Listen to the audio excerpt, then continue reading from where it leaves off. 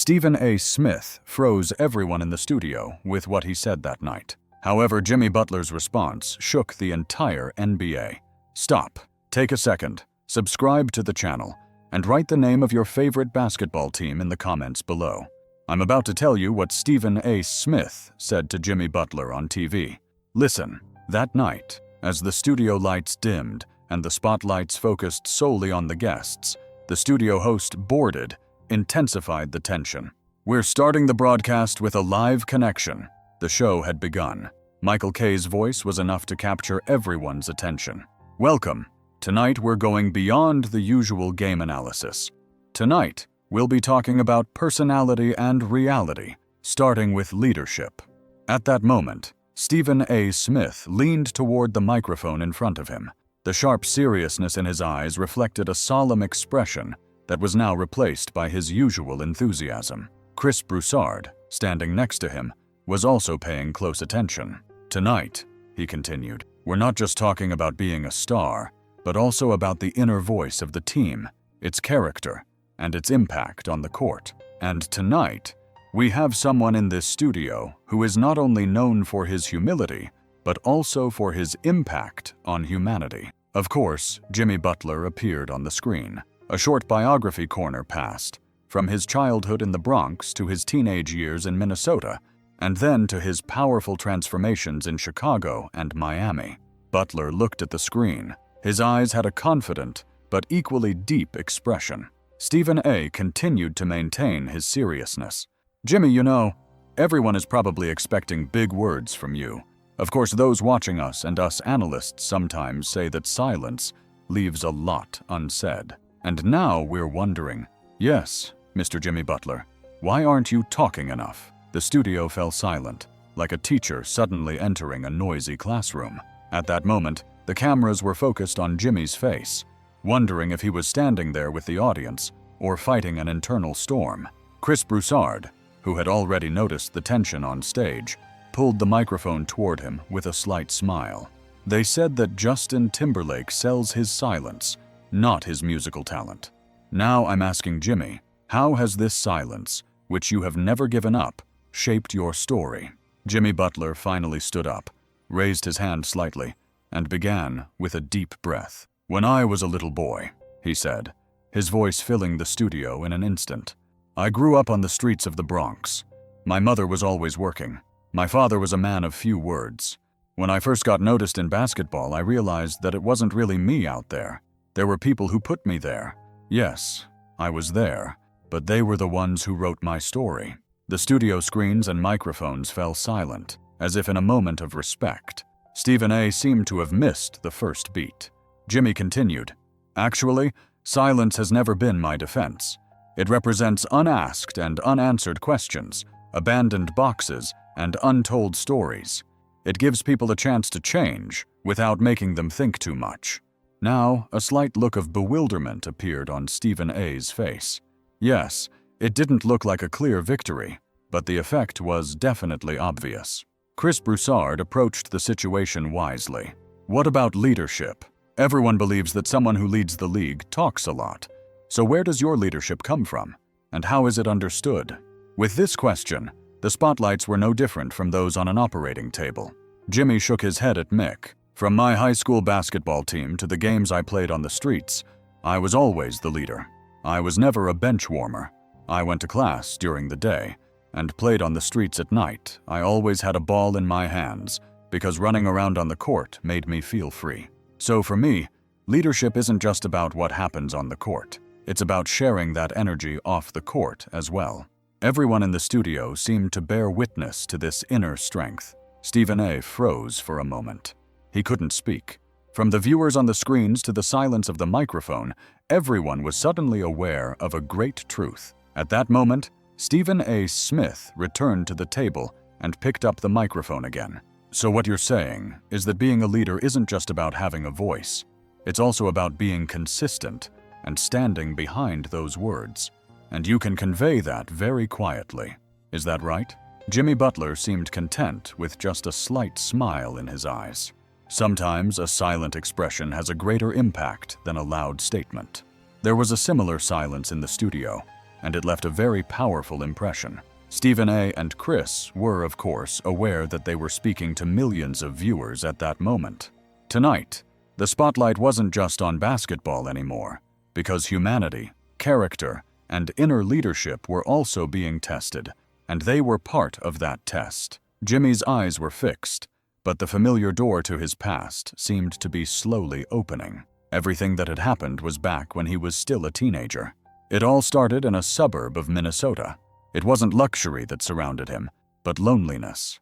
Every morning when he woke up, even before breakfast, the first thing he thought was, "I wonder who will take me seriously today." The cameras were still pointed at him, but Jimmy felt as if he were not in the studio, but in that tiny, cramped living room from years ago.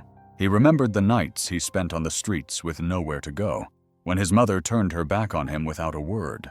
Today, his silence was not a choice, but a strategy for survival. Stephen A. was trying to make sense of the stance in front of him. Normally, this man who fired up the show with quick and tough questions paused several times before forming another sentence. Finally, he cleared his throat with a slight cough and began to speak. "Jimmy, I want to ask you a question. This isn't just a game or a career for you, is it? Because I think it's a way of survival." Jimmy shook his head, parted his lips, and only one sentence came out of his mouth. "Man, I don't have to shout for them to understand me." A slight murmur arose in the studio. The cameraman turned the camera to Chris Broussard. He took a deep breath and spoke. "I've been analyzing players in games for years, but I have to admit that I've rarely come across someone like you. There is a power that roars in your silence, and I think that power is as contagious as victory." Jimmy bowed his head slightly. He was used to hearing such praise, but this time it felt different, because these words came from eyes and ears that were trying to see him and hear his silence, rather than from glittering statistics. Just then, someone from the production team approached them, heading toward the studio, and handed the hosts a small note. Chris looked at the note, narrowed his eyes, and smiled. Then he turned to the camera. "Dear viewers, we have a surprise guest joining us shortly. Tonight we will be talking not only about the past, but also about the present." Jimmy immediately guessed who it was, and it wasn't difficult. And yes, a few minutes later the studio door opened, and he was right. It was Kevin Durant. There was no expected applause, because there was no special show for this visit, but of course, there was a purpose. Kevin didn't walk casually in front of the cameras, but approached with respect, buttoning his jacket. As he walked toward Jimmy, he first extended his hand, then gave him a small hug. Although it was well known how competitive these two players were on the court, what was visible at that moment was not competition, but respect. Kevin took the microphone and spoke without taking his eyes off Jimmy. "We've been playing in the same league for years.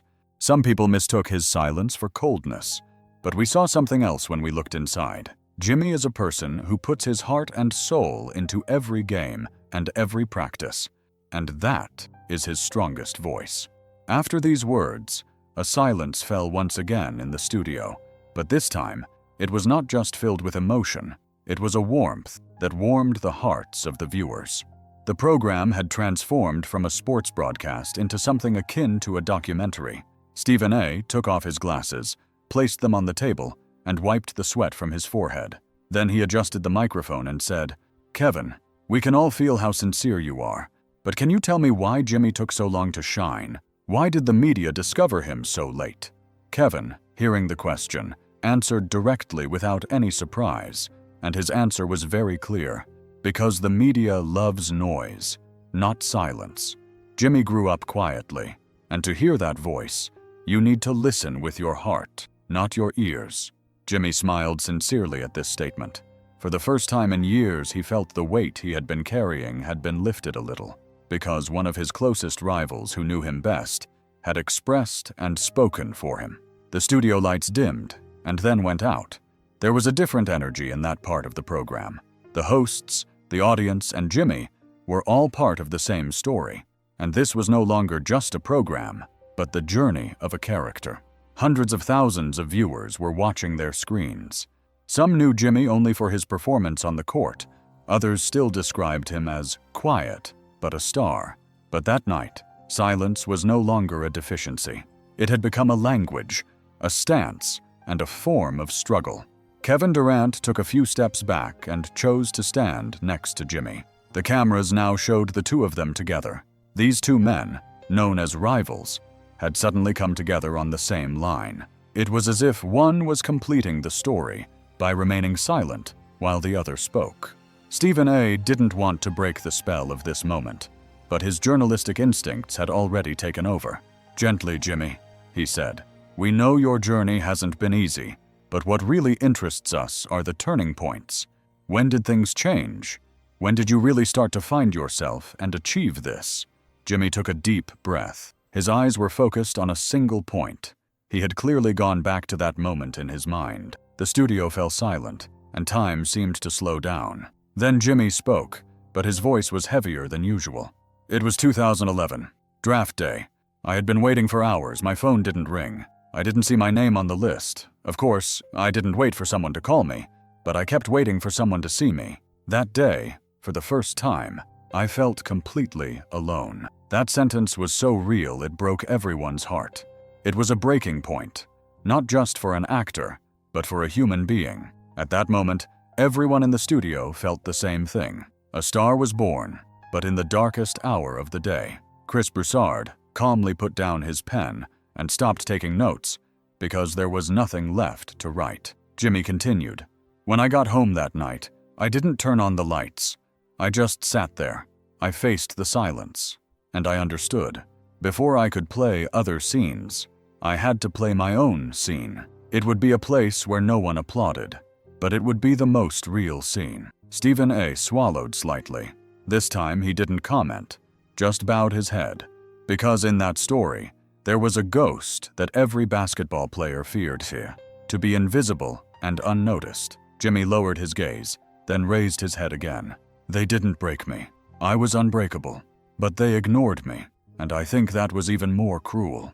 Kevin Durant touched Jimmy's shoulder once more. It was a brief but meaningful touch. Jimmy was a tough player to defend on the court, but now he was defenseless in life. That's why his determination in every game was not a strategy, but a struggle for survival. Chris took off his glasses and rubbed his eyes. "So," he said, "how did you break out of that silence and take your first step onto the stage? Who was the first person to notice you, Jimmy?" Jimmy paused. He replied with a slight smile, "I was the only one who noticed me. No one else did. When I was called to the first practice, I just grabbed my bag and went. No one called me special. There was just one spot open on the team. I was there. I wasn't given an opportunity. A spot opened up, and I filled it." This sentence echoed in the studio, because everyone had found a moment like this in their own lives. It wasn't just Jimmy's story anymore. It was a story that reflected the silent emotions of many people. Stephen A. raised his hand. The cameras immediately turned to him. "That's it," he said. "That's why you had to be here, Jimmy. Because you're not just trying to talk with numbers. You're talking with your soul."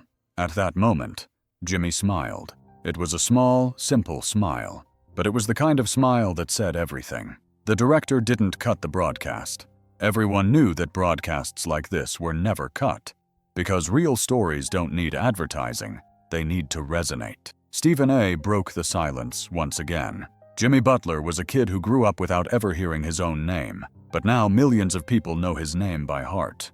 But here's the thing, while he was walking this path alone, he didn't forget to take us with him. The cameras slowly pulled away.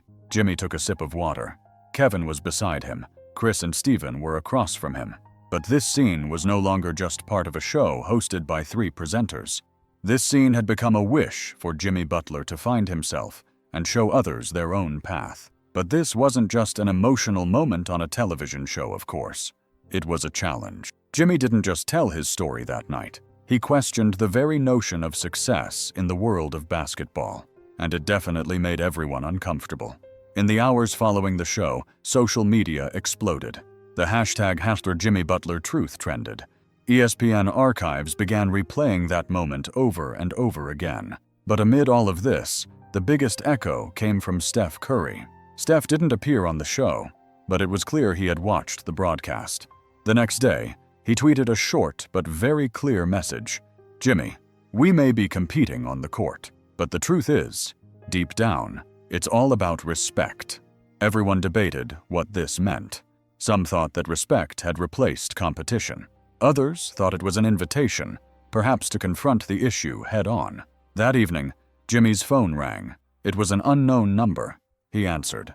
A calm voice said, "Jimmy, it's Steph. Can we talk?" The conversation didn't last long. Few words were spoken. But there was one sentence that Steph said that stuck with Jimmy. "People remember us for our scores and stats, but I think we should be remembered for our character."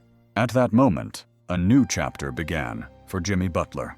For years, he had focused on his work instead of talking about himself. But now, he felt like he wasn't alone. The struggle inside him was gaining meaning, not only on the court, but also off it. A week later, ESPN announced a special broadcast featuring Jimmy Butler and Steph Curry. Under the title, Beyond the Game, the program would discuss stories beyond sports. On the day of the program, the studio was packed. The tension was palpable. 2 MVP candidates, 2 leaders, 2 different paths, but now finally intersecting destinies. Steph spoke first. His voice was calm, measured, but deep.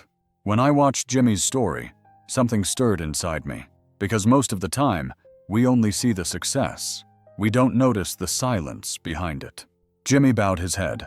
At that moment, it wasn't the intensity of the competition that was being discussed, but the fragility of humanity. Steph continued. My path was different, more in the spotlight, with more support, but that didn't make me stronger. It just made me different. And today, I realized that Jimmy's silence said more than my noise ever could.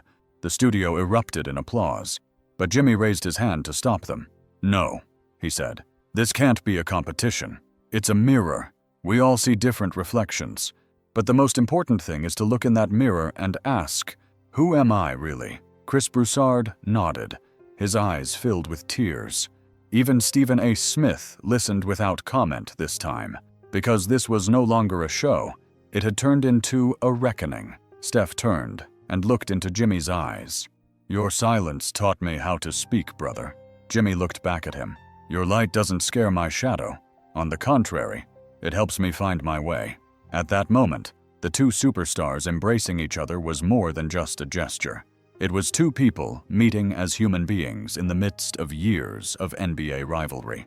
The cameras captured this night forever. After the show, social media was flooded again.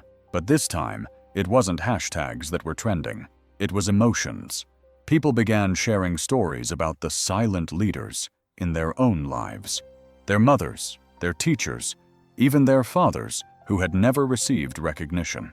Because Jimmy's story was no longer just the story of an athlete. It had become the voice of the silence that everyone waits to be heard at some point in their lives. ESPN made a special announcement after the broadcast. This meeting between Jimmy Butler and Steph Curry is not just a program. It will be the first episode of a new documentary, Leaders in the Dark. And that night, Jimmy didn't feel like just a player for the first time. He was beginning to feel like an echo. The next morning, the air at the Miami training facility felt familiar. The walls of the gym were filled with the smell of sweat and the sound of balls bouncing. But everyone who walked in could sense that something had changed. Jimmy Butler entered the gym with his usual silence. But this time, it wasn't the silence of an overlooked player. It was the silence of a man who was transforming the court. Before practice began, one of his teammates approached him. He was a young player, considered the rookie of the group. His eyes showed a mixture of hesitation and admiration. "Hey, Jimmy," he said softly. "What you said last night meant a lot to me." Jimmy nodded. He smiled. He just touched his shoulder lightly. There was no need for words. He knew that sometimes the biggest transformations began with the smallest touches. That day, practice was different. Jimmy was leading as usual, but now he was a leader who set an example rather than giving orders. He talked less and showed more, and the team watched him not just as a star player, but as someone who embodied their spirit. The game that weekend wasn't just any game. It was in Miami, against their big rivals, the Golden State Warriors. All the tickets were sold out before they even went on sale. But this time, the crowd wasn't just there to see Curry versus Butler. People were curious to see how they would bring this invisible respect to life on the court. On game day, the arena was packed to the brim. Cameras, special sections, interviews. Everyone was asking the same question: is this just a basketball game, or is it something more? The game began. Steph Curry and Jimmy Butler faced off, but when their eyes met, their smiles carried more traces of an agreement than a battle. Because both of them knew one thing: this wasn't about who could score more points on the court. This was a game to show how character quietly resonates. The first quarter was a classic NBA game: three-pointers, dunks, defense. But in the second half, the game took on a different dimension. After Jimmy grabbed a rebound and fell to the ground, Steph immediately reached out his hand. The entire arena erupted in applause. This small gesture touched the hearts of millions of people watching on TV. Because it wasn't just sportsmanship, it was a lesson in humanity. The final quarter. The game was neck and neck. With 30 seconds left, Jimmy had the ball. The entire arena was on its feet.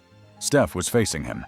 Everyone was holding their breath, but instead of shooting, Jimmy passed the ball to his young teammate. The young player was surprised, but took the shot. And of course, it was a basket. Miami took the lead. The Warriors called a timeout. The arena was erupting with excitement, but Jimmy just walked over to the sideline, grabbed a water bottle, and drank as if nothing had happened. Steph walked over to him, smiled, and said, "That was your shot." Jimmy turned and replied in his calm, characteristic manner, "It wasn't. That kid's story is just beginning." The game ended. Miami won, but the winners weren't just the ones on the scoreboard. That night, thousands of kids quietly realized they could be leaders. Thousands of fans cheered not just for victory, but for character. And thousands of people witnessed that Jimmy Butler was no longer just a player, but an inspiration. The day after the broadcast, this quote went viral on social media: "A true leader is someone who teaches without speaking. Thank you, Jimmy."